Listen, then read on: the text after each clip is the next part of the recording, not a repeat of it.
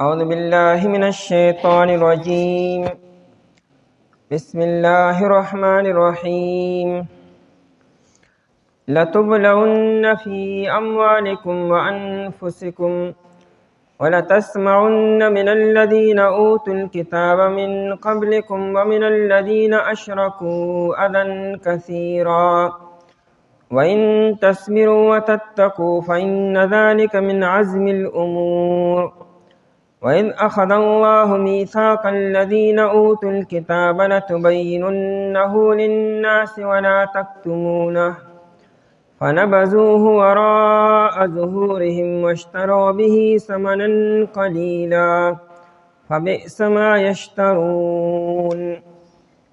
لتبلون خامخا ستاسو به ازمایش کولی شي فی اموالکم په مالونو ستاسو کې وانفسکم او په نفسونو ستاسو کې ولتسمعن او خامخا تاسو به اورئ من الذین دا کسانو نه اوتوا الکتاب چې ورکړی شوی ورته کتاب من قبلکم مخکې ستاسو نه ومن الذین اشرکوا او د هغه کسانو نه چې هغوی شرک کړی دی اذن کثیرا تکلیف ده خبرې ډېرې وان تصبروا او کچرې تاسو صبر وکئ وتتقوا او پرهیزګاري وکئ فإن ذلک پس بېشکه دا کار من عزم الامور د تاکیدي کارونو نه دی د تاکیدي احکاماتو نه دی. وإذ أخذ الله او کله چې الله تعالی واغستله میثاق الذین مضبوطه وعده دا کسانو نه اوتوا الکتاب چې ورکړی شوی ورته کتاب لتبیننه خامخا تاسو به بیانوئ دې لره للناس خلکو ته ولا تکتمونه او تاسو به نه پټوئ دې لره فنبذوه پس دی اویشتلو دی لرا وراء ظهورهم رستو د شاگانو خپلونا واشتروا به او دی واغستو دی په بدله کې ثمنا قلیلا پیسې لګي فبئس ما یشترون پس بد دی حاسی چې دی اخلی. په لومړنۍ آیت مبارکه کې مسلمانانو ته حکم دی چې تاسو به د صبر نه کار اخلئ په تاسو باندې الله تعالی حالات راولي ازمایښونه به راځي ستاسو په جانونو باندې او ستاسو په مال باندې کله به مال هلاک شي کله به کم شي کله به غریبي راځي کله به تنګ دستي راځي کله به لوږه او فقر به راځي او کله به ستاسو په جانونو باندې ازمایښونه تکلیفونه به راځي کله به تاسو قتل کیږئ کله به زخمیان کیږئ او کله به مرضونه راځي تکلیفونه به تاسو باندې راځي ستاسو په رشته دارو باندې په عزیزانو باندې. نو اسلام سره او ایمان سره ازمایښونه او تکالیف دا تړلی شوي دي. جنت هلته تکلیفونه ازمایښونه نشته دی. دنیا چې دا انسان سره ازمایښونه او تکالیف دا تړلی شوي لازم او ملزوم دي. مسلمان به په دنیا کې جنت نه غواړي چې دلته به بیماری نی تکلیف بنی پریشانی بنی انزایټي بنی اس قسمه ډپریشن بنی نه دا ټولې خبرې به مسلمان باندې راځي بلکې په مؤمن مسلمان باندې به دا حالت په مقابله د کافر او د مشرک کې ډېر راځي. دی به صبر کي د هر څه به د الله طرف نه ګڼي ټیک ته احتیاطي تدابیر به استعمالي به لیکن دل برداشته کیږي بنا پریشانه کیږي بنا تنگ دل کیږي بنا دا ارس به د الله طرف نه غني په دې الله پاک دل اجر ورکی ثواب به ورته ورکی. دنیا کې چې په انسان سونه تکلیفونه رالو او د په صبر وکړو دومره د انسان مرتبه به اوچته وي.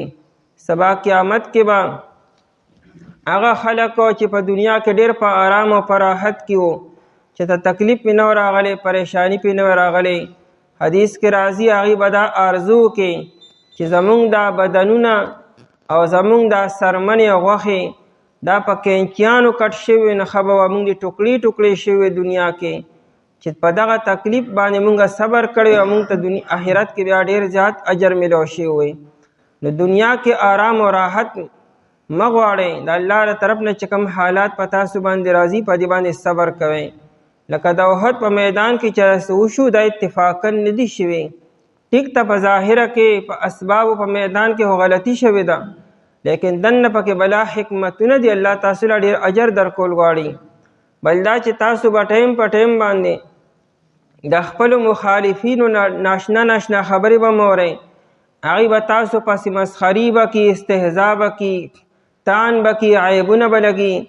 څوک به چې دا څنګه رښتینی پیغمبر دی چې دته شکست شو، اسلام کې شکست د کوم ځای نه راغی، ته څنګه په حق باندې یې، او دا تاسو چې الله تعالی زمونږ مدد کی، نصرت کی، او فرشتي دا کم دی، فرشتي خو رانلی، دا کم دی امداد خو ستاسو نشو.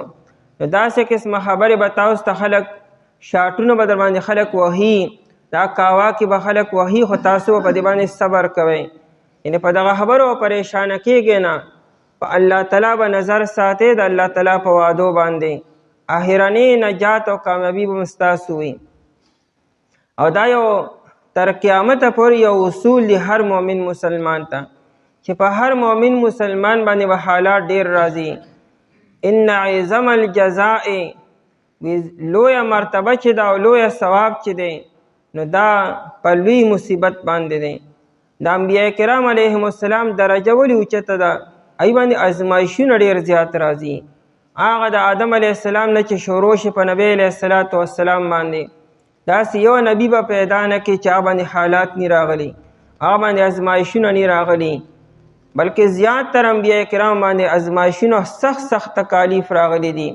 نبی علیه السلام تشریف فرماو په مکه مکرمه کې، او خباب بن الارت رضی الله تعالی عنہ هغه نبی علیه السلام ته وایي چې دا امداد به د الله تعالی کله راځي. سخت حالات په مکی دور کې راغلي دي. خباب رضی الله تعالی عنہ یو پیرا عمر رضی الله تعالی عنہ دا ملا ولیدا، نو پای کې کندې جوړې شوې وې. خباب دا لاس دي ناغه د لواره کار وکړو او د بټې وا، او لواره کې دا سپېجنې چې سحر زمیدار راشي، چا سره بیلچې، چا سره کودال، چا سره رمبې، او چا سره لوري تیرول د پاره، هغه بټې باغی سره کړه. او خباب رضی الله تعالی عنہ چې راغی خبرې شروع یې نبی راغلی دی، ناشنا خبرې کی. خباب رضی الله عنہ او کنه ډیر ښه انسان دی، ما په ایمان نه وړی دی. نو به دې هو کسبګرو هغې دی اوچت کو، په هغه سروس کروټ کو باندې د پاسه سملو، او د پاسه په یو ظالم کې ناستو. دی وی چې د ما د ملا نه کمې وینې اوبه دی، او پای سره سکروټ کې مړې شوې، زه پرې ښودم. نو هغه سکاره چې و هغه سکروټ کې د په املا کې ننوتې وې. نو چې داسې قسمه حالات په انسان باندې راشي، نو هغه نبی علیه السلام ته عرض وکړو الا تستنصروا لنا، حضور تاسو زمونږ دپاره دعا نه کوئ چې الله تعالی زمونږ امداد وکړي.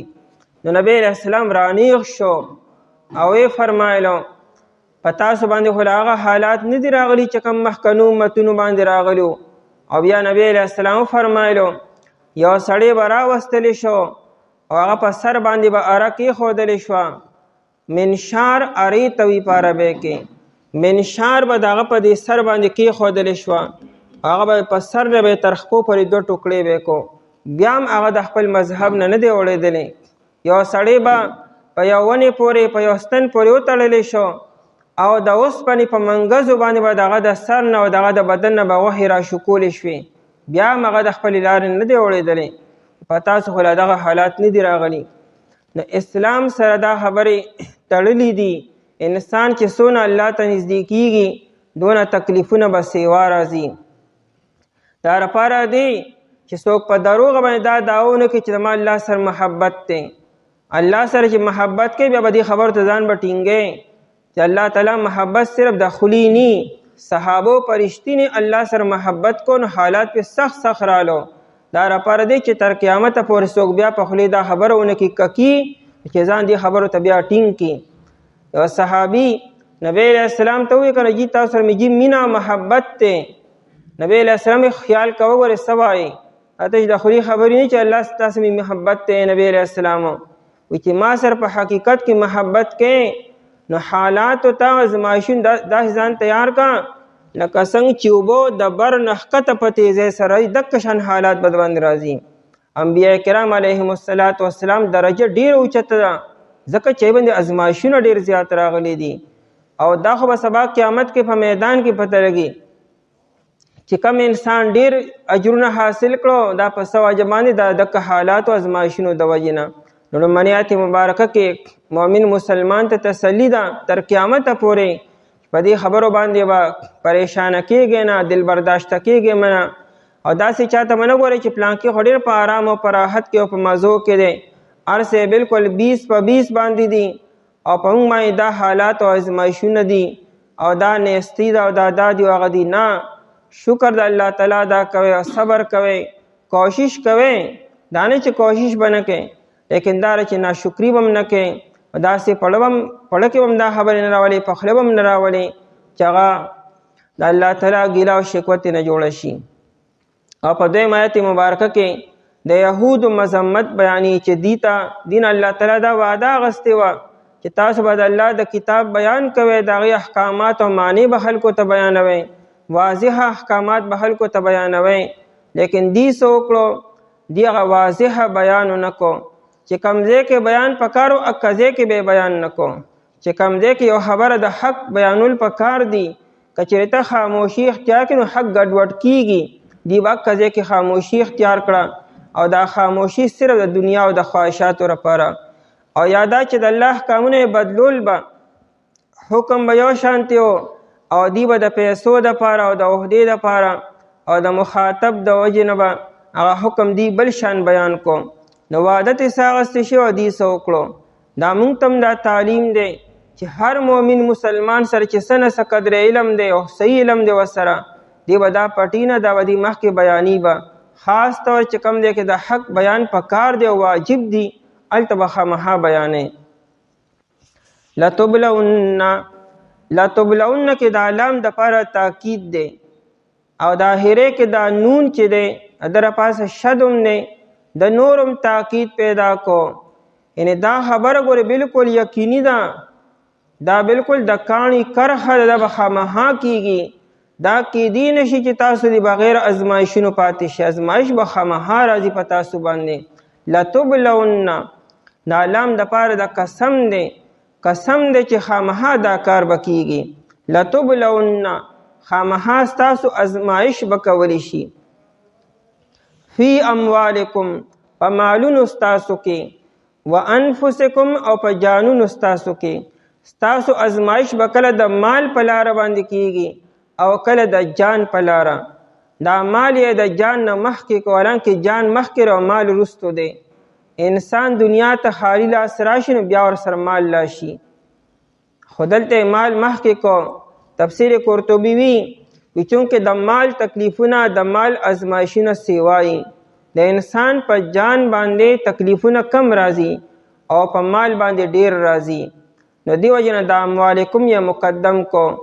خپل فصل به دې کرلی ناڅاپه تباه بشي محنت به دې کړي کوشش به دې کړي لاسونه به دې لړ شي او لاسونه به دې یو څیز راشي بیا به لاړ شي. نو د مال دا تکلیفونه او ازمایشونه سهار او ماښام انسان ته مخامخ کېږي خو دا به ډېر راځي نو په دې به تاسو صبر کوئ. و انفسکم په نفسونو جانونو ستاسو کې او د جانونو د ازمایش دارې چې کله به تاسو قتل کېږئ کله به تاسو زخمیان کېږئ کله به تاسو ته مرضونه او تکلیفونه به راځي کله به ستاسو رشته دار او نږدې اهل و عیالو کې دا مسلې به راځي نو دا به یې خامخا. نبی علیه الصلاة والسلام فرمایي چې زما امت دی ما ته وګوري چې کله زما په امتی باندې یو تکلیف راشي یو حال راشي نو هغه دی ما ته وګوري دا ما باندې راغلی وي. په هر یو امتی باندې انفرادي طور چې کوم حالات راځي باندې د ګوري نبی علیه السلام باندې به هغه خامخا راغلی وي. دنیا کې لوی حالات څه دي انسان د انسان بیبي وفات شي د انسان اولاد وفات شي د انسان مور او پلار دا په زندګۍ کې وفات شي دا ټولې خبرې په نبی علیه السلام شوي. 2 بیبیانې د نبی علیه السلام وفات شوي دي 3 زامن د نبی علیہ السلام وفات شوي دي. د نبی علیہ السلام والد سے خو هغه لیدلی هم نه دی، مخکې تللی د یتیمۍ دور تیر کړی. یتیمي څومره ناشنا دور دی، دا نبی علیہ السلام تیر کړی دی. بیا د مور د یتیمۍ دور هم تیر کړی دی. جلا وطن کېدل، د کلي نه ایستلی کېدل، دا د نبی علیہ السلام سره شوي دي. 3 کاله په شیعه ابي طالب کې خطرناک جیلو دا نبی علیہ السلام تیر کړی دی. دارنګې نبی علیہ السلام د ټول نه معزز انسانو، د دنیا په تاریخ کې د دین زیات معزز انسان د نبی علیہ السلام بل نه دی راغلی. هر اعتبار سره معزز و، حسب و نسب، خاندان، قبیله. الله اکبر. او هغه انسان ته ساحر او کاذب او حارسه جادوګر ویلی شوي دي. هغه باندې توکاڼي توکلی شوي دي، هغه ته قسم قسم خبرې ورکړی شوي دي. بخاری کې روایت دی، عبدالله ابن مسعود رضی الله تعالی عنہ فرمایي چې نبی علیہ السلام په مکی دور کې په حرم شریف کې مونځ کولو او دا کافران یو کسان را جمع شوي ناستو، ابو جهل او عقبه بن ابي معیط او دغه کسانو. او د ابو جهل وی چې پلانکي ځای کې کساب خانه ده، اول ته کې چاو خلال کړی، د هغې هغه سلا هغه پریوان او لرې هلته ډک پروت دی، څوک به هغه وړي چې په د نبی علیہ السلام د پاسه یې واچي. او دا عقبه بن ابي معیط لړو او دا هغه روچت کو راوړو د نبی علیہ السلام په سجده باندې، په دې سر باندې، په دې سټ باندې کېښودو. نبی علیہ السلام حرکت هم نشو کولی. او دا 2 کسان د خندانه په شا باندې پرېوتلو او امام غږ نشو کولی ځکه ډېر زور د کافرانو. او چا فاطمه رضی الله تعالی عنها ته وی غراله، دا خو جینۍ وه، عرب غیرتمند خلک و، زنانو ته به یې څه نه وي. هغې ورته ناشنا ناشنا خبرې وکړې، بد ردي ورته وی او نبی علیہ السلام یې پاک کو. ابن مسعود رضی الله عنه یې قسم په خدای وی دغه 2 کسان ما وکتل د بدر په میدان کې چې ډېرې پراته وکته، یو پکې ژوندی پاتې نه شو.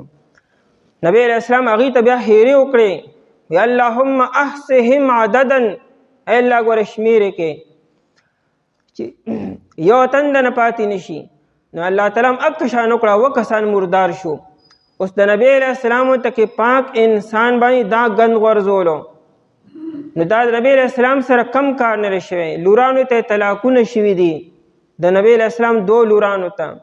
دارنګې نبی علیہ السلام له زهر ورکړی شوي دي، حملې پې شوي دي. نبی علیہ السلام سره خپلو پردو، ابو لهب یې خپل تره دی، هغه خپل مخالف شوی دی، پردو سره سندي کړي. نبی علیہ السلام فرمایي چې فلیعتز بمصیبتي، زما په امت باندې چې یو مصیبت راشي دی ما ته وګوري، بس هغې تسلي حاصله کړي چې بد الله نبی سره دا شعر مونږ سره کوشو نه څه خبره ده. او بل روایت کې نبی علیہ السلام دا وی لم یصابو بمثلی، زما په شان مصیبتونه او تکلیفونه به چرم چاته ونه رسي، هیڅ چاته هم دونه تکلیفونه، ځکه چې تا ته به یو تکلیف ضرور رسي. نبی علیہ السلام خو مجموعه وه، کم یو تکلیف د نبی علیہ السلام په دنیا کې چې نبی علیہ السلام نه پاتې شوی دی. اخیرنی مرض الوفات کې حاکم په مستدرک کې دا روایت را نقل کړی دی. ابو سعید خدری رضی الله عنه زرالما نبی علیہ السلام غټ کمبل غټ صادر یا چولو، ما دا صادر د پاسه لاس کېښود، ما لاس ګرم شو. دونه تبه وه د نبی علیہ السلام چې د صادر د پاسه د ما لاس ګرم شو. مې چې جي تاسو خو ډېر شدید بخار دی. نبی علیہ السلام آو وی تاسو کې 2 کسانو ته چې څونه تبه کېږي دونه یوازې ماته کېږي. د 2 کسانو بخار ستا 102 نو بیا خلک پنجابي وي، انګریزي وي، بیا نبی علیہ السلام ته به ډبل بخار کېدو. او نبی علیہ السلام سر خوږېدو په هیره کې مرض الوفات کې، سر یې تړلو با کېده چې راوته. بخاري کې روایت دی چې دا سر یې په کپړه باندې تړلو بار راووتو. نو کم یو تکلیف ته چې نبی علیہ السلام ته نه دی رسېدلی، فرمایي لتبلون، خامخا ستاسو ازمایش به کولی شي، دا به کېږي خامخا. فی اموالکم، په مالونو ستاسو کې، و انفسکم، او په نفسونو په جانونو ستاسو کې دا به کېږي. ولتسمعن، او دې سره سره تاسو به خامخا اورئ. دلته د لام هم دپاره تاکید دی او د نون هم دپاره تاکید دی، دا به هم کېږي خامخا.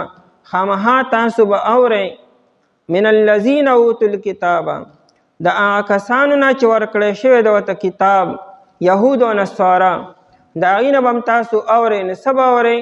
رستو لفظ راولي اذن کثیره، تکلیف ده خبرې ډېرې. داسې خبرې چې ستاسو له پړه باندې ګزارونه به در باندې کی، تان به در کی، پیغور به در کی، عیبونه به لګي، دا به خامخا کیږي. بلکې دا خو نن سبا مسلمان ته هم وي چې د دې دور دا خلک به هم داسې کوي. د دې غیر مسلمه دا به کله پیغمبر علیه السلام په شان کې ګستاخي به کوي، کله توهین‌آمیز خاکې به جوړي، کله د پیغمبر علیه السلام په اقوالو باندې، کله په قرآن باندې، کله د اسلام باره کې. دا خبرې به خامخا کیږي او دا به تاسو اورئ تر قیامته پورې. اوتو الکتاب چې ورکړی شوی ورته کتاب من قبلکم مخکې ستاسو نه، یعنې یهود و نصارا یادي. ومن الذین اشرکوا او د هغه کسانو نه چې دوی شرک کړی دی. د مشرکانو هم دا خبرې اورئ. نو څه به اورئ؟ اذن تکلیف ته وي، اذن ګندګۍ ته وي، نجاست ته وي، او اذن چې دا تکلیف ته وي. دلته مراد نه تکلیف دی خبرې، درد رسونکې خبرې، کثیرن ډېرې، کنځلې بدرد به تاسو ته کوي، ستاسو دین باره کې، ستاسو د مذهب باره کې داسې خبرې به تاسو ته کوي، تاسو به دننه تکلیف در رسیږي. نو دا به ای به دا به تاسو اورئ د دې کافرانو او مشرکانو د یهودو او نصاراو نه. خو څه به کوئ؟ وان تصبروا وتتقوا، تاسو به دا دوه کاره کوئ، صبر به کوئ او پرهیزګاري به اختیاروئ. صبر به کوئ په دې خبرو باندې. د صبر مطلب دا نه چې لاس په لاس باندې کیږي او څه به وایې نه، چې کم دی د جواب یې هلته جواب ورکوئ، چې کم دی کې قدم اوچت قدم اوچت کې، احتیاطي تدابیر به استعمالوئ تاسو. ولیکن دا چې په دې خبرو باندې به صبر کوئ، الله تعالی نه به امداد طلب کوئ او د شریعت په حدودو کې دننه به تاسو عمل درآمد کوئ. دا نبی علیه السلام سره هم شوي دي، صحابو سره هم شوي دي او تر قیامته پورې به داسې کیږي. امام ابو حنیفه رحمت الله علیه لوی امام دی د مذهبو. یو سړی ول راغی، د امام ابو حنیفه رحمت الله علیه عادت چې ماسپښین به کیلوله کوله، د شپې به خوب نه کو، ټوله شپه به ویښو، خو د ماسپښین دا کیلوله به خامخا کوله. او دا کیلوله چونکې سنت دی، انسان چې ماسپښین دا روټۍ وخوري او ورپسې سملی، نو که خوب درغی او که در نه رغی دې ته کیلوله ویل کېږي. نو امام ابو حنیفه رحمت الله علیه به دا کوله. او په دقه ټیم کې یو سړی راغی، امام صاحب سملاسو دروازې وټکوله. امام صاحب راووتو، هغه سړی ورته چې د یو مسلې تپوس له راغلی ومه، د خواجه څه مسله ده؟ هغه ورته چې زما نو خو مسلې شه اوس هېره شوه. نو امام صاحب ورته چې ټیک ته کله تا ته بیا یاد شي نو بیا راشه. امام صاحب بیا لاړو او چې سملاستو نو بیا دروازه وټکېده. امام صاحب بیا راووتو، مکه سړی وایي ښه څه چل دی؟ وایي هغه مسله ما ته رایاده شي ښه وایه. بیا خو رانه بیا یېره شوه اوسو. امام صاحب چې کله تاسو ته بیا یاد شي بیا راشه ما پسې. بیا امام صاحب دننه لاړو، په دریم ځل باندې بیا دروازه وټکېده، سملاسو بیا دروازه وټکېده. چې راووتم اکه سړی و. نو امام صاحب ښه مسله ده. وایي مسله زما نه خو بیا یېره شوه. امام صاحب چې تا ته بیا راشه. بچ امام څنګه دننه کوي؟ چې شرایط شوه راته. ښه نو مسلې څه وه؟ وایي دا راته ووایه چې دا د انسان دا چې کم کازورات دي، چې د انسان کم دا لوی بول دي، نو دا تراخی او که دا خواږی. امام صاحب ورته چې کله تازه نو خواږی او چې کله وخت پې تېر شي نو بیا تراخی. هغه ته چې تا وویل څه کلي دي څه چې دا خواږی او که تراخی؟ دا د امام صاحب حلم ته وګوره، د هغه د سوالات او د امام صاحب هغه ته نه چې هر څه خلک سکینه، الله تعالی انسان له عقل هم ورکړی دی، نو ډېرې خبرې په عقل باندې معلومیږي. وایي چې کله دا تازه په دې باندې مچان کینی، د دې مچ دا خو دې کې خوږوالی شته دی، او چې کله دا وچ شي نو بیا په دې باندې مچان بیا نه کینی. د دې مطلب دا چې دغه وخت کې پکې خوږوالی په دې کې نشته. هغه سړی امام صاحب ته وایي چې تاسو وګټله. وایي څنګه مې وګټله؟ وایي زما خپل یو دوست سره بحث و. موږ وایو چې سفیان ثوری رحمت الله علیه ډېر لوی محدث دی او ډېر لوی حلیم دی، ډېر حلمناک او صبرناک دی، په هغه کې صبر ډېر زیات دی. نو ما دا وایي چې سفیان ثوری دا ډېر لوی محدث دی، د 6 لاکھ احادیث یادو. امام سفیان ثوری دا د امام صاحب همعصر دی. د امام ابو حنیفه رحمت الله 16 سال وروسته وفات شوی دی. امام سے په 150 هجره کې وفات شوی دی، په 166 کې وفات شوی دی. نو امام چې نه سفیان ثوری کې ډېر زیات صبر دی. زما هغه ملګري وي چې نه امام ابو حنیفه کې ډېر غټ صبر دی. نو موږ راځئ چې ګورو یې ویډیو جناب د کستن داسې ټایم رالم چې ستا د خوب ټایم دی. مې چې د دې خوب په ټایم کې دې زره بار کومه 3 پیرې وی دا فرضي سوالو. خو بیا سوال کم سوالو هر خبره داسې جګه د غصې وه، لیکن امام ابو حنیفه رحمت الله علیه نه ورته غصه شو نه تندي ترې وکړو او څونه په صبر سره د هرې خبرې جواب یې ورکړو. جي تاسو وګټله. یو بل د امام ابو حنیفه رحمت الله علیه شدید مخالف و. د امام صاحب همیشه په تکلیف کې به ګرځېدو. د امام صاحب والد صاحب وفات شو. هغه راغی امام ابو حنیفه رحمت الله علیه ته وی چې جي ستاسو مور سره زه نکاح کول غواړم. د امام صاحب مور د 90 سال و دکه وخت کې وی جي سره زه نکاح کوم. امام ابو حنیفه رحمت الله علیه پوښ دا شرارتي دی، شرارت د پاره کې نو ته ډېر په صبر سره وي چې ګوره زما مور عاقله او بالغه ده او د خپل ځان فیصله په خپله کولی شي. شریعت ایله اختیار ورکړ، بیا کونډم ده، نو دا فیصله خو زه نشم کولی. زه ځم د مور نه به تپوس وکړم، ستا دا خبره به ورته وکړم که هغه په دې باندې راضي نو ټیک ده. امام صاحب ډېر په حلم سره کور ته روان شو او هغه سړی ناسته په راپرېوتو، خېټه کې دړ شو راپرېوتو او خپې یې ووالې بس دنیا نه لاړو. دا د امام صاحب د هغه صبر او چې هغه پورې کوم تکلیف یې هغه ورکړو په دې نیتونو ځکه الله تعالی واغستو. داسې بلا شي واقعات او بلا محدثینو سره دا او صحابه کرام رضی الله تعالی عنهم صبر وکړي. وان تصبروا کچرتا او صبر وکړي وتتقوا پرهیزګاری وکړي. پرهیزګاری دا چې د شریعت په حدودو کې دن نه بوسېږي. انسان چې کله غوسه شي بیا اکثر بیا په ځان پوه نه شي. اسنه هغه یو غلطه خبره وکړه ته په غوسه کې ته غلطه خبره وکړه، اسنه د حق نه انکار وکړي، اسنه د هغه ذات مجروحه کې. نو د شریعت په حدودو کې دن نه بوسېږي، تقوا دی ته وي. فإن ذلک پس بېشکه دا کار ذالک دا صبر او تقوا من عزم الامور عزم پخته کار ته وي، مقصودی کار ته. الامور من عزم الامور دا څنګه الامور العزم یعنی الامور المعزوم علیها، نو دا مقصودی کارونه دي یا د پخو کارونه دي. من عزم الامور پوخ کارون دکه دی چې انسان صبر کی او تقوا او پرهیزګاری اختیار کی. خامخا تاسو به ازمایل شئ په مالونو ستاسو کې او په جانونو ستاسو کې، او خامخا تاسو به اورئ دا کسان نه چې ورکړی شوی ته کتاب مخکې ستاسو نه او دا کسان نه چې دوی شرک کړی دی. تکلیف دی خبرې ډېرې او که چې تاسو صبر وکړئ او پرهیزګاري وکړئ پس بېشکه دا کار چې دی پخو کارونه دی. اعوذ بالله من الشیطان الرجیم.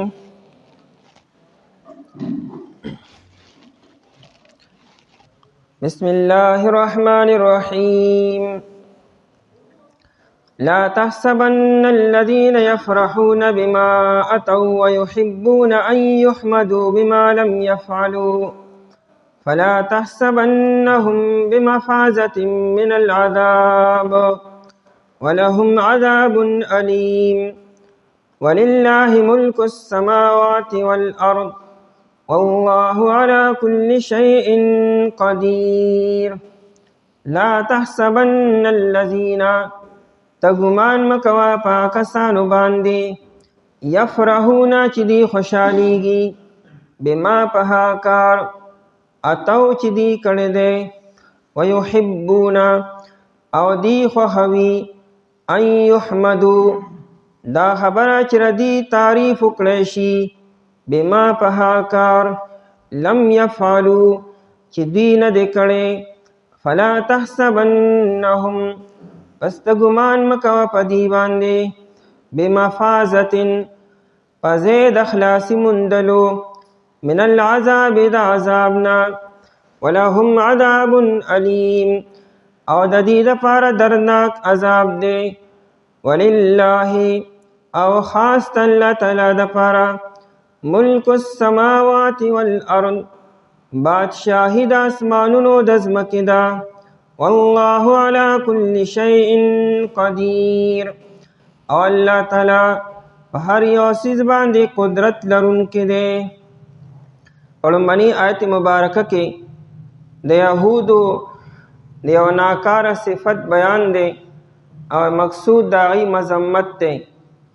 یهود داسې خلک دی چې ناکاره کارونه وکړي، ګناهونه وکړي، حق پټ کړي، کتمان حق وکړي او د الله کتاب شاته وغورځو او پای باندې دنیا واغسته او بیا په دې باندې پښیمان هم نه دي، ندامت هم نشته، بلکې په دې کار باندې خوشحالیږي او فخر کوي چې موږ ښه کار وکړو.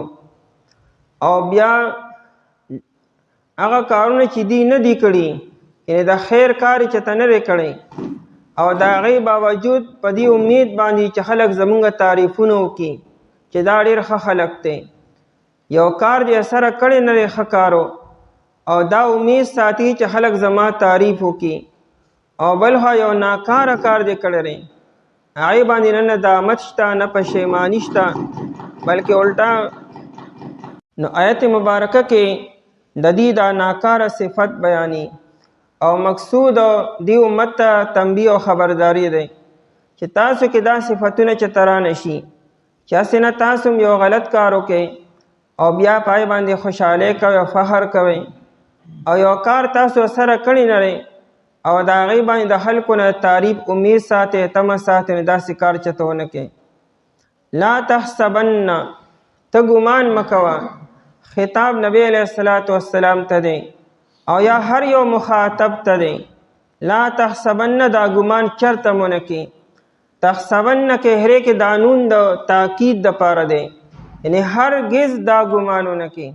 نو ګمان به د څه نه کې؟ نو وروستو هرې کې بمفازة من العذاب، داسې قسمه خلک د عذاب نه خلاصي نشي موندی، داسې ځای به دې ته چرې میلو نشي چې دې به د الله د عذاب نه بچ شي، په دنیا کې مو په آخرت کې مو. دنیا کې مو په دې باندې الله تعالی عذاب راځي او په آخرت کې خدای دی. نو لا تحسبن، ته ګمان مه کوه، یعنې هرګز دا خیال او ګمان مونه کې. یقین خو ډېره لویه خبره ده د داسې خلکو باره کې چې ته خیال هم رانولې. الذین، ها کسان، الذین مراد یا منافقان دي او یا مراد یهود دي. روح البیان والا ترجیح منافقانو ته ورکړې ده. منافقانو کې دا کار ډېرو، دی به جهاد له نه تلو، چې د جهاد موقع به راله نو دی به رالو نبی علیه السلام ته به د دروغو بانې وکړي. لکه د غزوې تبوک په موقع باندې دا منافقان چې دی په نمبر راتلو او نبی علیه السلام ته قسمه قسم بانې کولې. چا وې زمونږ کور خوښې دی، چا وې د ما دا مسله، چا وې د ما دا مسله ده. نبی علیه السلام ته ټیک ته معذور ای بس مزه. نو چې دی پاتې شو نو دی په دې باندې خوشحالی کولې، ډېر خوند وکړو. نبی علیه السلام زمونږ په خبرو کې راغی او زمونږ نه متاثره شو او مونږ له اجازت راکړو. نو په دې خبره خوشحاله و په کور کې. حالانکې په کار دا دی چې انسان ګناه کار وکړي نو په دې بیا نادم شي، پښیماني راشي، پښیمانه وي چې غلطي رانه وشوه، چې انسان ګناه ته ګناه ووي. نو دی به ګناه ته ګناه نه وي بلکې الټه خوشحالی به یې کړي یو بل سره، ما ورته داسې ووایه تا ورته داسې ووایه او خوند یې وکړو. او بیا چې نبی علیه السلام به واپس راغی نو دی به بیا رالو او دی به بیا په دې تمه و، غوږونه به یې ګرځوله چې څوک زمونږ تعریف به وکړي که به ونه کړي. مطلب دا دی چې زمونږ باره کې خلک څه وایي. نو دی به په دې تمه باندې و چې مسلمانان به زمونږ تعریف وکړي، نبی علیه السلام به زمونږ مدح وکړي چې را دا مونږ سره د دې ړونه مونږ سره و، د دې جذبات هم مونږ سره، د دې دعاګانې مونږ سره وی، او یاره مونږ هم ړم غوښته چې تللی وي تاسو سره لیکن مجبور و ځکه لا نړو. نو دی به د مسلمانانو نه او د نبی علیه السلام نه د خپل شان په تعریف کې په تمه او په امید باندې و. او یادا چې د آیت مبارکه د یهودو باره کې دی، روح البیان دا هم لیکلی دی. یهود یو پیره راغلو نبی علیه السلام ته او نبی علیه السلام دی نه تپوس وکړو، دی ورله غلط جواب ورکړو چې کومه خبره دی په کتاب کې لیکلی شوې وه هغه یې پټه کړه او د هغې په ځای بل جواب یې ورکړو. نبی علیه السلام بیا خاموش شو. دی په دې خبره باندې خوشحاله شو چې نبی علیه السلام زمونږ په دې کذب باندې پوه نه شو، په دروغو باندې پوه نه شو، مطمئن شو. الله جل شانه د آیت مبارکه نازل کو. آیت کې بیان دی چې دی کتمان حق کو، حق یې پټ کو. لکه مخکې آیت کې دی د کتمان حق نه د حق د پټول نه منع شوي چې حق به نه پټوئ، او دی ته دا ویلی شوي تاسو به بیان کوئ. بیان دی ونه کو، د الله کتاب بیان نه کو، حق یې پټ کو او بیا هغه شاته وغورځو، بیا پای باندې دنیا واغسته. چې کم کارونه د کولو هغه یې ونه کړو او د هغې باوجود پای باندې بیا دی خوشحالۍ هم کی، خپل ځان ګناهګار نه ګڼي، خطاکار نه ګڼي، مجرمان نه ګڼي، او بیا لا په دې انتظار دی چې خلک زمونږ تعریف وکړي زمونږ په شان کې چې دا ډېر هوښیار خلک دی، سمجدار خلک دی او دوراندیش خلک دی. فلا لا تحسبن الذین، ته ګمان مه کوه په هغه کسانو باندې یفرحون چې دی خوشحالۍ کوي. فرحه یفرحو خوشحالۍ کولو، دی خوشحالۍ کوي په دې خپل کار باندې. بما اتو په هغه کار چې دی کړی دی. اسې د اتو خپل معنی راتللو، اتا یاتی اتیان معنی آنا راتللو، او د اتا نه وروستو چې با راشي اتو بیهی نو بیا راوستلو. دلته کې اتو په معنا د فعلو سره دی. بما اتو ای بما فعلو، په هغه کار چې دی کړی دی. او څه کار یې کړی دی نو د هغې بیان مخکې آیت کې شوی دی. حق یې پټ کو، کتمان حق، او د الله د کتاب واضح بیان یې ونه کو، د الله کتاب دی شاته وغورځو او دغرنګې په هغې باندې دنیا واغسته. نو دا څلور واړه کارونه غلط دي او دا ګناه دی. نو د ګناه په دې کار باندې دی خوشحالۍ کوي. بما اتو په هغه کار چې دی کړی دی. یا مطلب دا دی چې دی به نبی علیه الصلاة والسلام باره کې خلکو ته وی چې نبی علیه السلام لا بعثت نو شوی، چې اخرنی نبی به راځي او د هغه په لاس باندې به الله تعالی موږ له کامیابي راکړي، فتح به راکړي. او بیا چې کله نبی علیه السلام تشریف راوړو، چونکې بني اسماعیلو کې راغی او دی خو انتظار د بني اسرائیلو و چې ردینه به کله مدینې والو تپوس وکړو چې دا هغه نبي دی او که نه دی. دی به نه دا هغه نبي نه دی، د هغه اوصاف دی پټ کړو. وي نه، زمونږ په کتاب کې چې کوم دا حیراني نبي اوصاف دي هغه داسې نه دي چې کوم ده کې دي. نو قرآن کریم وی ګوره حق خبره پټه کړه او په دې باندې به دی خوشحالۍ کولې. بما اتو خلق گمراه کول او خلکو ته د نبی علیه السلام صفات پټولو، نو په دې خبره دی خوشحاله و. ویحبون او دی خوښوي ان یحمدو دا چې ردی تعریف وکړی شي. حمد د چا تعریف کولو، خوبی بیانولو، مدح کولو. ان یحمدو دا چې ردی مدح وکړی شي، تعریف او ستاینه وکړی شي. بما لم یفعلو په هغه کار چې دی نه دی کړی. یو کار د سره کړی نه دی او لا دی په تمه ناست دي چې خلک زمونږ په دې باندې تعریف هم وکړي. نو دا دواړه کارونه غلط دي. انسان که یو نیک کار وکړي او په هغې باندې خلک د ده تعریف وکړي نو لا بیا هم ښه ده. تا یو ښه کار وکړو، نیک کار دی وکړو، جایز کار دی وکړو، نو اگر چې د خلکو د تعریف په تمه باندې مه اوسېږه، بس د الله دپاره دې کړی، د الله نه بس د ثواب امید ساته. شریعت اصول خدا دی، تعلیمات دا دی چې کله تا یو نیکی وکړه، یو ښه کار دی وکړو، نو پړه کې په دې تمه مه اوسېږه چې خلک به زما تعریف وکړي، نه د خلکو نه د انعام په تمه باندې اوسېږه. ځکه تا الله دپاره کړی او الله به تعالی اجر درکړي. دا بعضې خبرې چې مشهورې شوي دا صحیح مشهورې شوي وي. نیکي کر دریاب میں ډالم دکه مطلب دی. نیکي دې وکړه به دریاب ته وغوره، څه مطلب و؟ بیا د دنیا کې د چا نه د هغې د اجر او د ثواب او د بدلې او د صلې او د جزا په تمه مه اوسېږه. خو تاسې هم د الله دپاره کړی نو بس الله به تعالی درکړي، که په دنیا کې درکړي او آخرت کې خو به خامخا درکړي. نو چې یو نیک کار وکړي نو د هغې باره کې هم د خلکو نه د تعریف په تمه مه اوسېږه. خو به هر حال که خلک ستا تعریف کړي نو دا بیا هم جایز دي، سمنه نه دي. خو چې کله خلک ستا تعریف کړي نو دې وخت کې یو احتیاط به کوې. پړه کې دنه به ته دا وایې چې دا خو د الله توفیق و، دا خو د الله تعالی مدد و چې دا کار ما وکړو. که د الله تعالی توفیق او مدد شامل حال نه وي نو دا کار به ما نه وکړی شوي. او دا هم پړه کې به دا استحضار به کوې، دا کیفیت به راولې چې دا د الله تعالی فضل ما باندې وشو نو دا کار زما په ترو باندې زما په واسطې سره وشو، ورنه الله تعالی خو بلا مخلوقات بل چا په ذریعې سره هم کولی شو. نو ته به نسبت الله ته وکې. نو او کله الټا په لړه کې ته دا وایې چې او دا زما صلاحیت او زما استعداد او زما قرباني بیا خطره ده. دا بیا انسان کې عجب پیدا کی، عجب. او عجب چې دی دا ډېر خطرناک مرض دی چې کله انسان په اړه کې دنه په یو کار باندې خوشحالیږي او د هغې نسبت دی الله ته نه کړي، دا شیطاني اثر دی چې انسان کې داخل شو. او دا عجب ډېر خطرناک مرض دی. دا عجب د تکبر نه لوی مرض دی. تکبر خو لا بیا هم ښکاري، عجب نه ښکاري. او دا گویا کې وینه وي چې یو لرګي ته ولګي دنه. او بل دا چې مسله دار چې یو ریا او دکلاوه ده. نو بیا ریا او دکلاوه ده کې فرق دی. ریا خو دې ته چې ته یو کار کوې نو ستا نیت د خلکو دپاره وي، ستا نیت د الله دپاره وي نه. یو دا چې یو کار ته د الله د رضا دپاره کوې او خلک پې ستا تعریف کوي او خلک یې ویني او ستا تعریف کوي، خیر دی، ځکه دا خو تا د الله دپاره کړی دی. بلکې دا هم د الله له طرف نه یو قسم مدد دی چې خلک ته الله تعالی ستا ښکاره کړي چې دا څونه نیک انسان دی. یو دا چې ته یو انکار کې په دې نیتو چې خلک زما تعریف وکړي، نو دا د الله دپاره نه شو، دا خالص ریا او دکلاوه شوه. نو دا ډېر خطرناک کار شو. آیت کې دا بیان دی چې انسان یو غلط کار وکړي، ناجایز کار کړي او پای باندې دې خوشحاله کړي.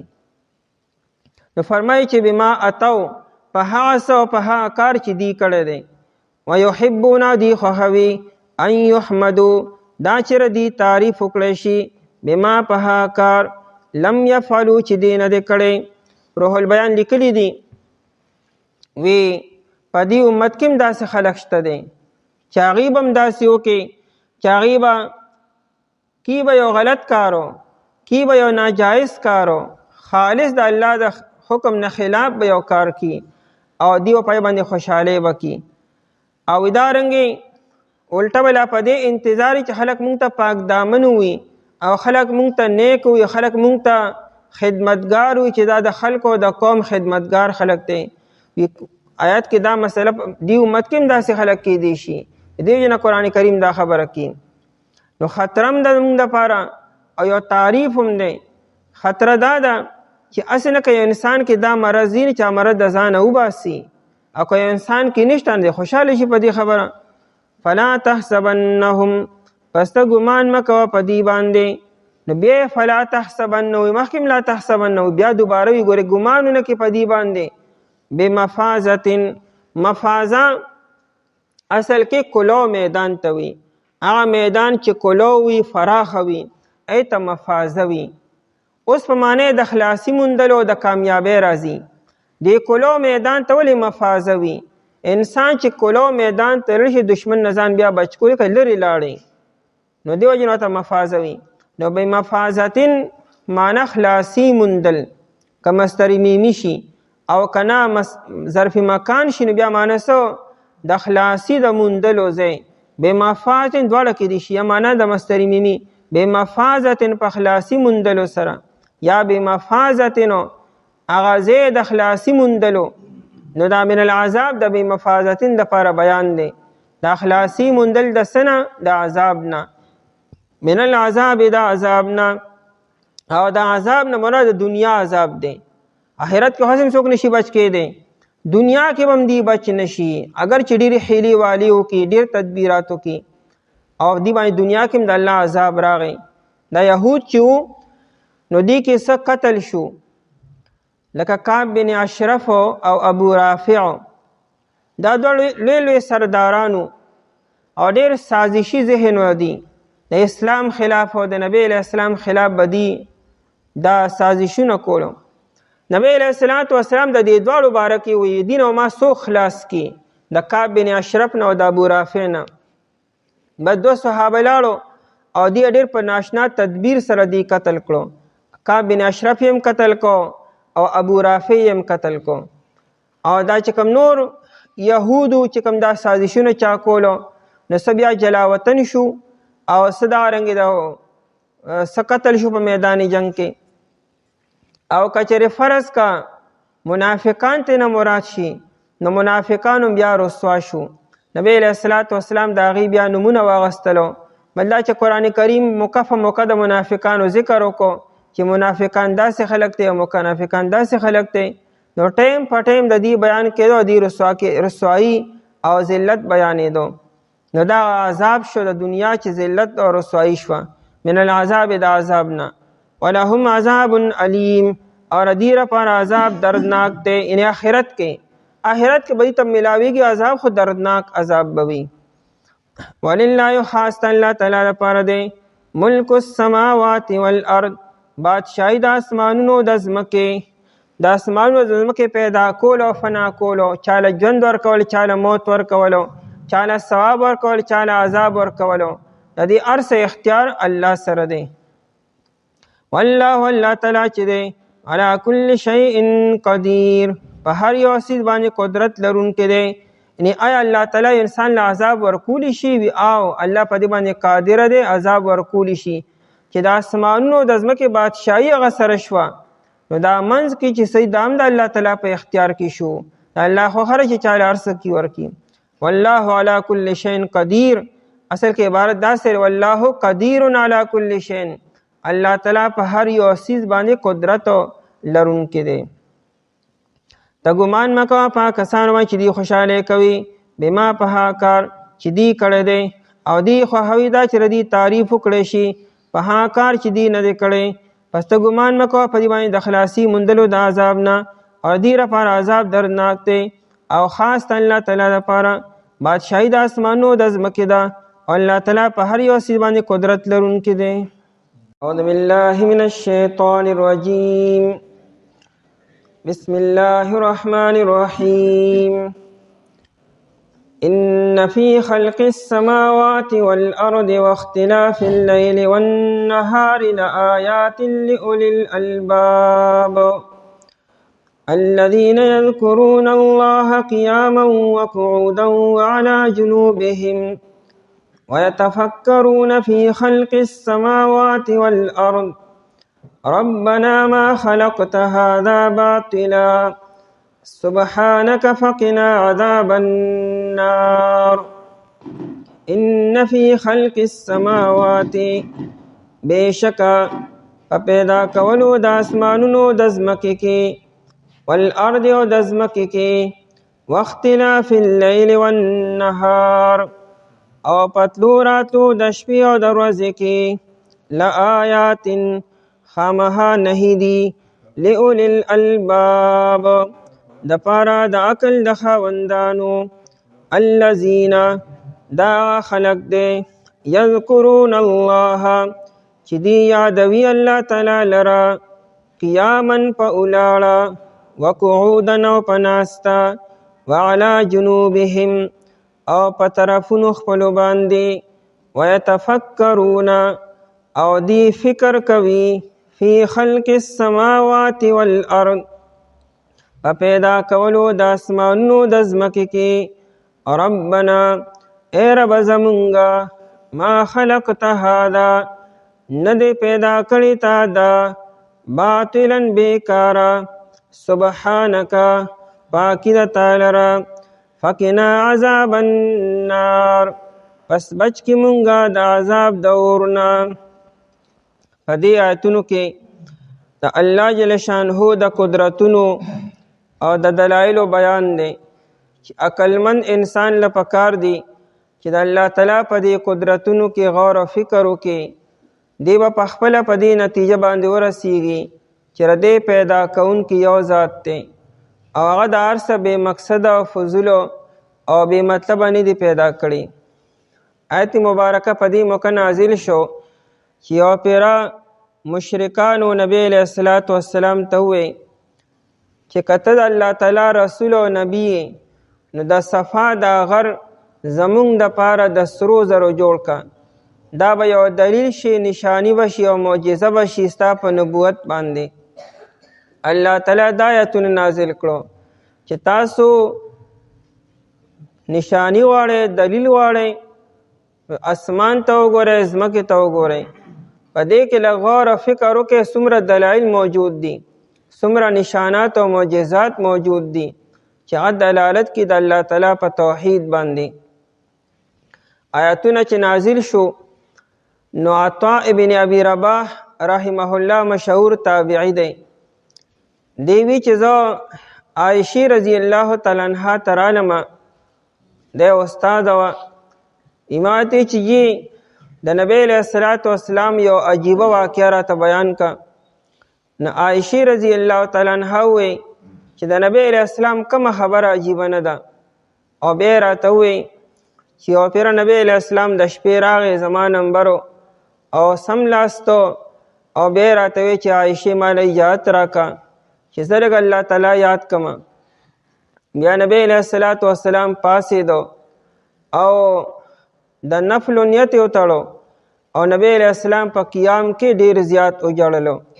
دومره یې وجړل چې دا سینه مبارک کې په اوښکو باندې لمده شوه. او بیا نبی علیه السلام په رکوع کې هم دا شان جړا وکړه او بیا په لومړنۍ سجده کې او بیا په دویمه سجده کې، تر دې چې سحر شو او بلال رضی الله تعالی عنہ د مونځ دپاره اطلاع ورکړه نبی علیه السلام ته چې ویې کته حضور صلی الله علیه وسلم په جړا کې و. نو بلال رضی الله عنه عرض وکړو چې حضور تاسو ولې دونه جاړئ؟ ستاسو خو الله تعالی هر څه معاف کړي دي. نو نبی علیه السلام وفرمایلو چې آیا زه د الله تعالی شکرګزار بنده جوړ نشم؟ او بیا یې وفرمایل چې ما باندې نن شپه دا آیتونه نازل شوي دي او د دې آیتونو نبی علیه الصلاة والسلام تلاوت وکړو.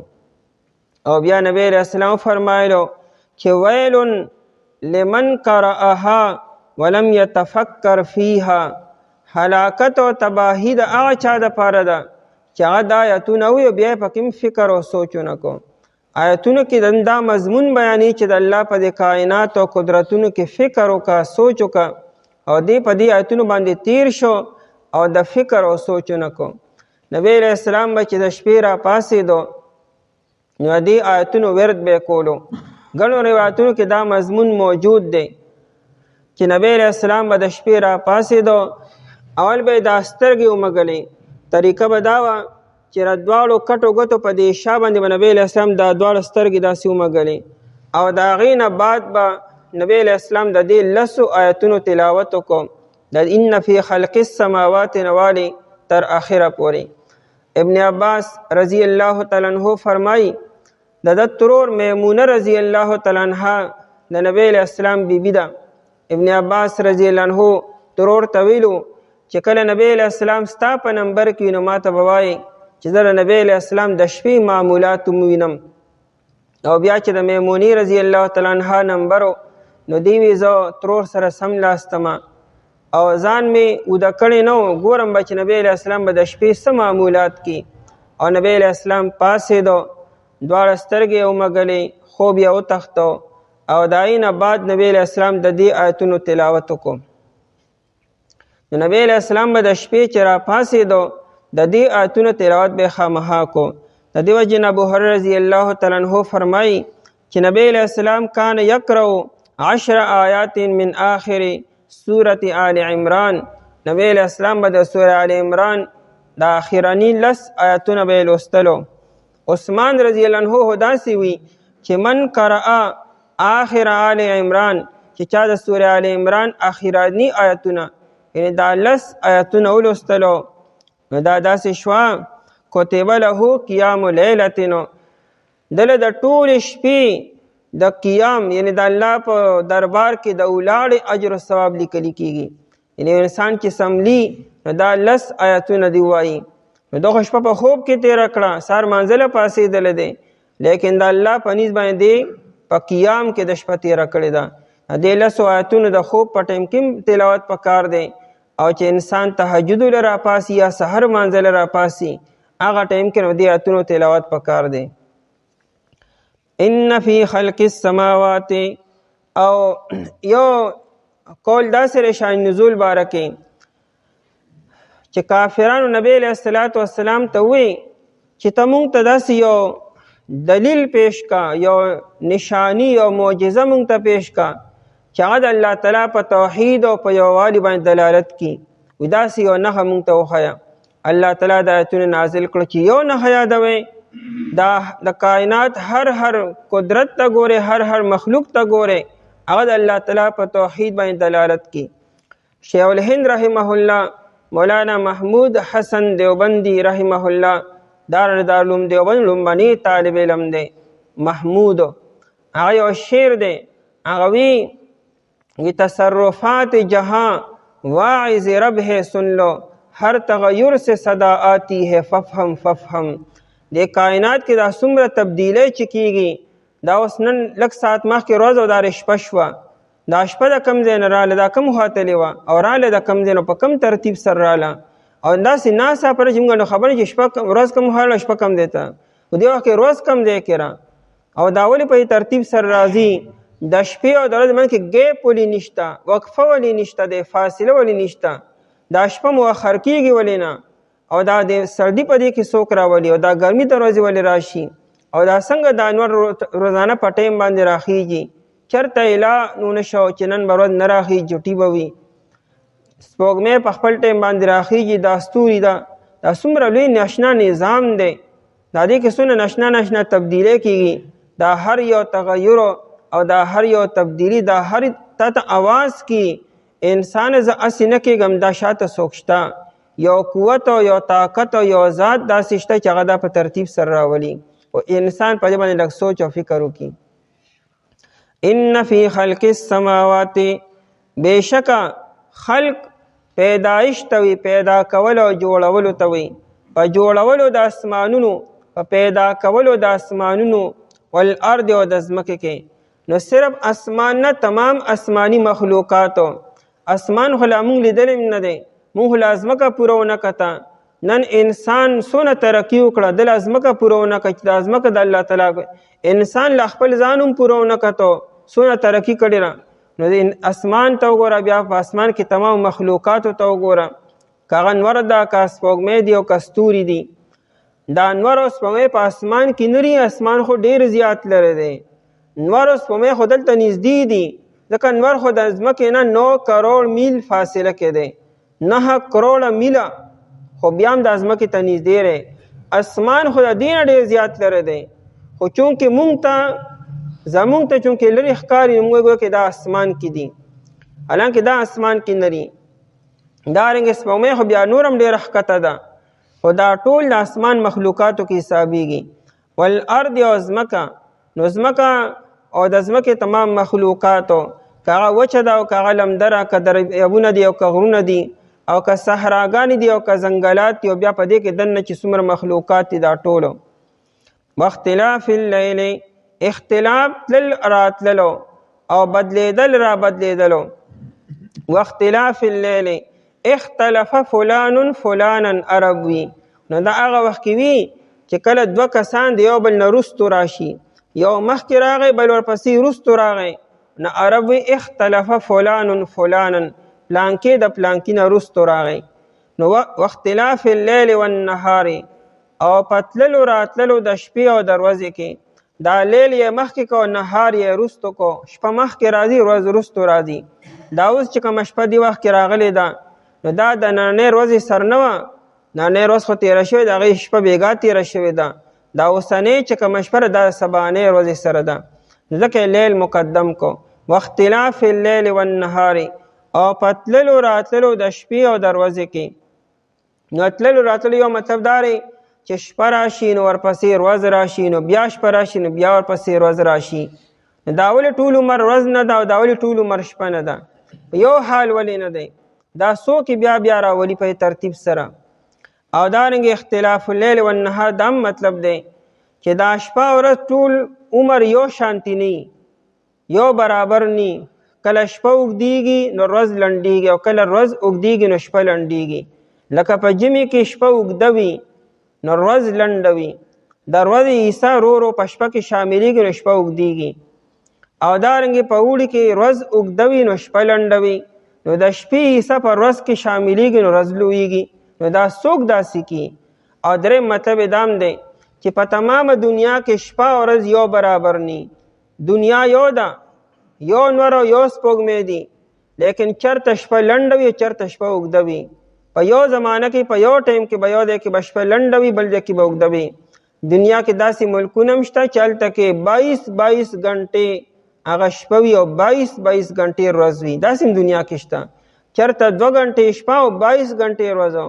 او چرته 22 غنټې شپه او 2 غنټې ورځ چرته دا چې 6 مهینه مسلسل چیرې نه غشپي او چرته 6 مهینه مسلسل ورځ دا څوک داسې ترتیب کی واختلاف الليل والنهار او پتللو راتللو د شپې او د ورځې کې لآیات آیات د دې معنی معجزات هم راځي آیات معنی د قرآن د آیتونو هم راځي خو دلته دا دواړه نه دي مرادو دلته کې آیات نه مراد نشانی او دلایل لآیات جمع د آیتون دا نه دي دلایل دي دا ټولو لأولی الالباب د پاره د عقل د خاوندانو نو دا نه چې د الله تعالی قدرتونه او دلایل صرف دا سلور دي دلته هو اسمانونه او ځمکه او شپه ورځ بیان کړو د دین علاوه هم ډېر زیات دي خو دا سلور یې ځکه ذکر کړو چې دا انسان ته مخامخ دي دا شپه ورځ موږ روزانه وینو انسان چې سار شي نو ورځ شي او ماښام شي نو شپه ویني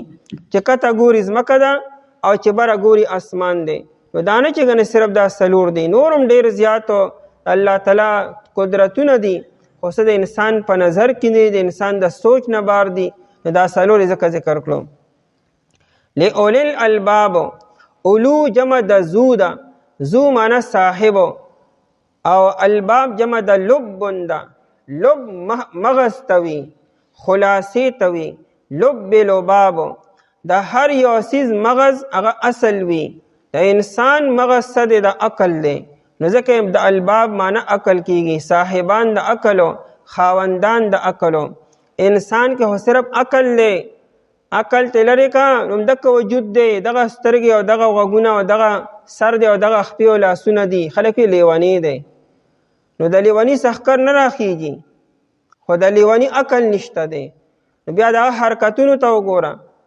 نو دا د انسان امتیاز په عقل باندې دی د انسان شرف چې دی په نور مخلوقات دا د عقل د وجې نه دی په حیوان کې او په انسان کې څه فرق دی حیوان کې هم دا 15 حواس لري او په انسان کې هم دی حیوان هم خوراکي انسان هم خوراکي هغه هم ګرځي دیم ګرځي هغه د انسان ډېر بو جوړی شي بیا ډېر کار کولی شي د انسان نه دا انسان دا شرف چې د انسان مخدوم دی او دا کائنات د انسان خادم دی دا لوی لوی مخلوقات د انسان خدمت کې لګیاري نو وجه څه ده نو د انسان دا شرف چې دی او دا فضیلت او دا مخدوموالی دا په عقل باندې دی چې دل الله تعالی عقل ورکړی دی نور کې عقل نشته دی شعور پای کې مشته او پدې کې مشته ګرمي او سردی بیماری او صحت ممکن مشته او پای کې مشته دی لیکن نا عقل پای کې نشته د انسان د بادشاہي د عقل د وجې نه ده ځکه لأولی الالباب وي د پاره د عقل د خاوندانو اوس هر انسان ځان ته عقلمند وي دنیا کې څوک هم ځان ته لیونی نه وي ځان ته کم عقل نه وي هر انسان زه عقلمند یم قرآن کریم عقلمند چاته وي نو د هغې بیا صفات بیاني لومبنۍ صفت دار الذین یذکرون الله عقلمند هغه انسان دی چې هغه الله تعالی یادي د الله تعالی ذکر کی د لومبنۍ نشانی ده چې کوم انسان د الله تعالی په یاد کې لګیا دی الله یادي بدا عقلمند دی گویا کې د قرآن په اصطلاح کې کوم انسان چې د الله نه غافل دی او الله نه یادي لکه د دې لومبنۍ مصداق کافر دی او مشرک دی دې د الله تعالی د یاد نه غافل بدا کم عقل دی او داسې انسان تشبیه قرآن زناورو سر ورکړي حیواناتو سر ورکړي ده اولئک کالانعام بل هم اضل دا خلق خو د زناورو نه د حیواناتو نه زیات چې دی هغه لاندې او ښکته پرېوتې خلق دی عقلمند هغه دی چې هغه د الله تعالی په یاد کې وي گویا کې څونه زیات چې انسان الله یادي دونه دی زیات عقلمند دی او ردی مصداق نبی وی پیغمبر هر ټیم الله یادي پیغمبر په ویخه په خوب کې د الله تعالی په یاد کې لګیاوي دیو جن د پیغمبر خوب چې هغه هم داسې په سر خو اودس نه ماتېږي ځکه چې دی غافل نه دی زمونږ استاسو په خوب سره اودس ماتېږي بلکې موږ که چې ډډه وواله بس اودس مات شو سترګې ورلې ډډه مو واله بس اودس مات دی که خراټي والی دی او که نم دی والی که خپې م غزولی دی او که نه لیکن پیغمبر که باقاعده سملی خپې مو غوځي او خراټي هم وخي بیا هم دغه اودس نه ماتېږي ولې هغه غافل نه دی په دې خوب کې د الله تعالی په یاد کې لګیا دی ابو داود شریف کې روایت دی او مسلم شریف کې دی عائشہ رضی الله تعالی عنها فرمایي چې کانا رسول الله صلی الله علیه وسلم یذکر الله علی کل احیانه، نبی علیہ السلام په تمام اوقاتو کې هر وخت کې به الله تعالی به یادو، هر ټیم به د الله تعالی په یاد کې لګیاو. داسې یو ټیم بنو چې نبی علیہ السلام به غافل و. دې باندې اشکال لازي چې انسان هو بعض اوقات په بیت الخلا کې وي او د اسمات دغه ټیم کې نبی علیہ السلام الله تعالی یادو، حالانکه دې وخت کې خو د ذکر اذکار نه منع راغلی ده. امام مالک رحمت الله علیه چې د مذهب لوی امام دی، دا هغه په نسبت باندې انسان په بیت الخلا کې دنم ذکر کولی شي. دې حدیث نه استدلال کی چې کان یذکر الله فی علی کل احیانه، وی احیان جمع د حین ده او وقت توی، او په وختو کې خدا د بیت الخلا دا وخت هم دی چې نبی علیہ السلام او کل راوړل عائشہ رضی الله عنها هر وخت کې، نو په هر کې خدا وخت هم راغی، نو هغه په بیت الخلا کې دنم الله تعالی یادو. د دې وجه امام مالک رحمت الله علیه وی چې انسان بیت الخلا ته ځي او دعا ته نه رشوا، اللهم انی اعوذ بک من الخبث والخبائث، دا دعا هر مسلمان لا د بیت الخلا د داخليدون مخکې ویل پکار دي. دا نن چې څونه خلک پریشان دي وی یریدم او سورې در باندې او یرولې ما، دا دیو بنیادی وجه دام ده چې بیت الخلا ته ځي او د دعاګانو اهتمام نکي.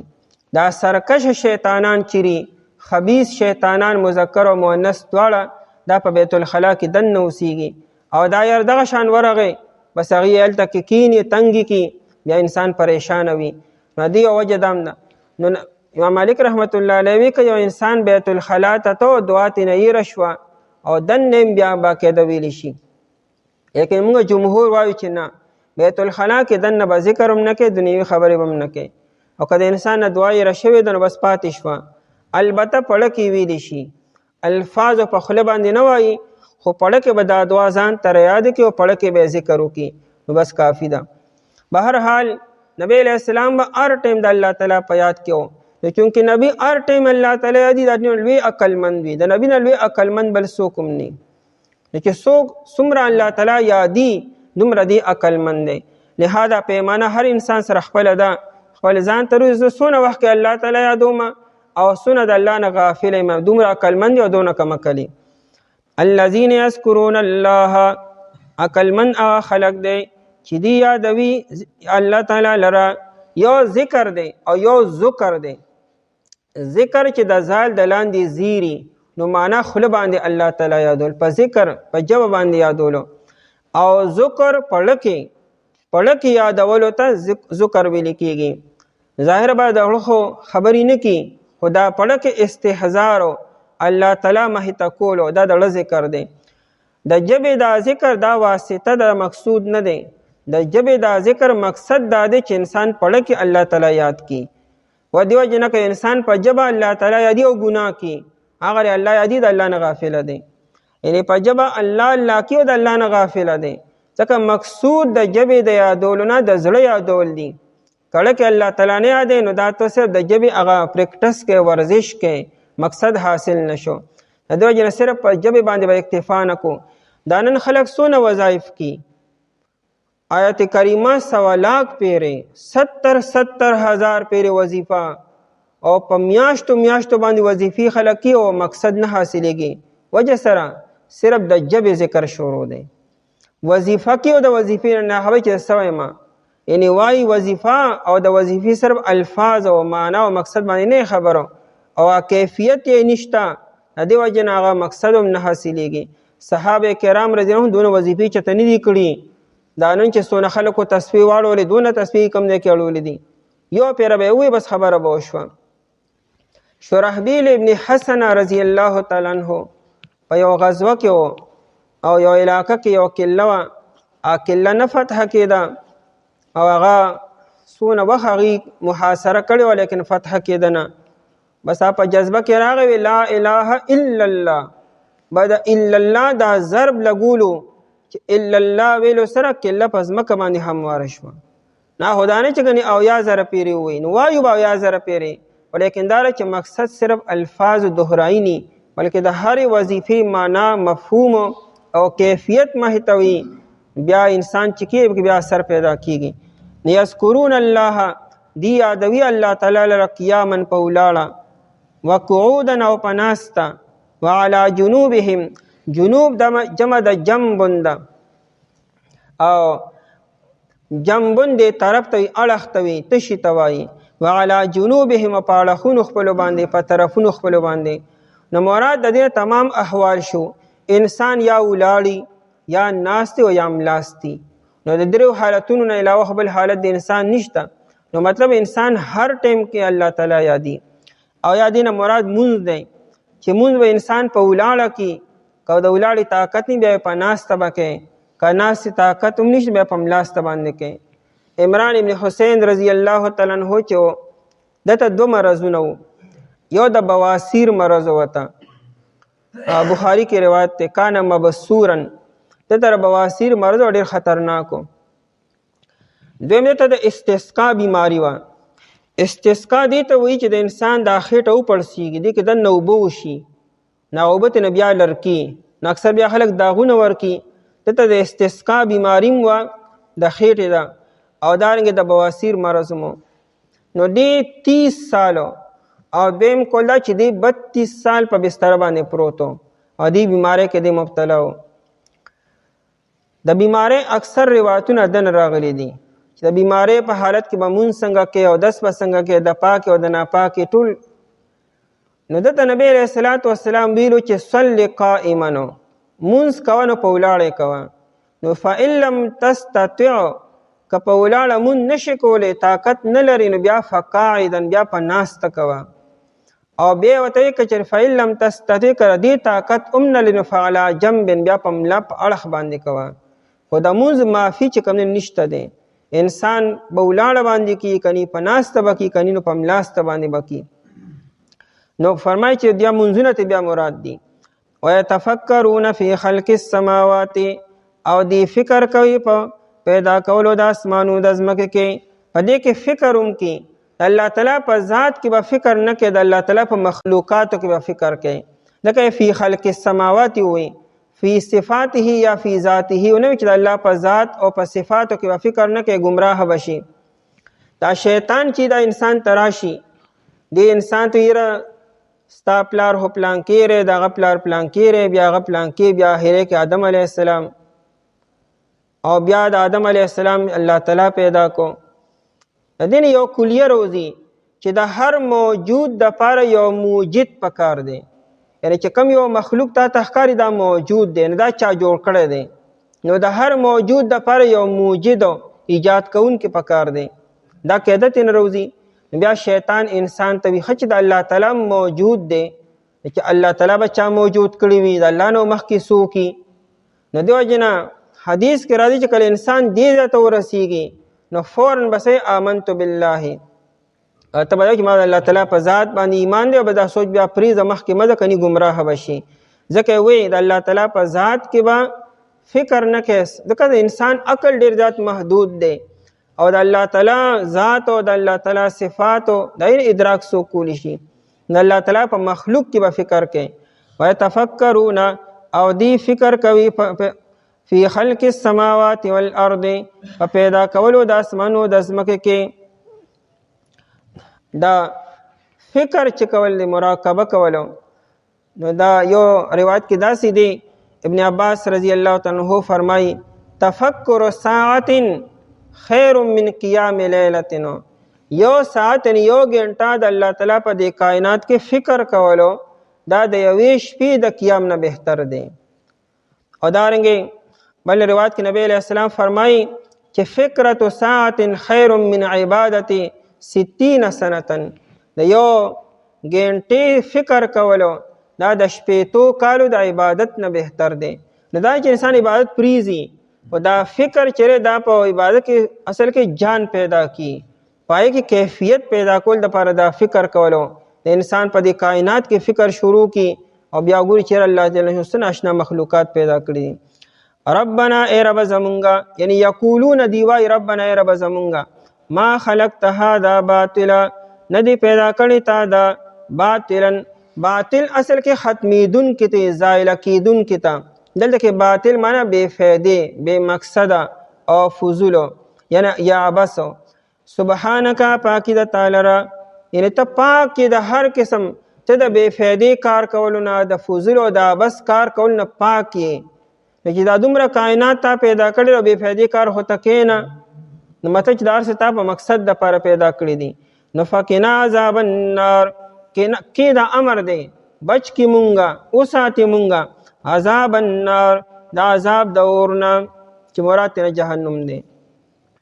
بېشکه په پیدا کولو د اسمانو د ځمکې کې او په تلو راتلو د شپې او د ورځې کې خامخا نهي دپاره د عقل د خاوندانو.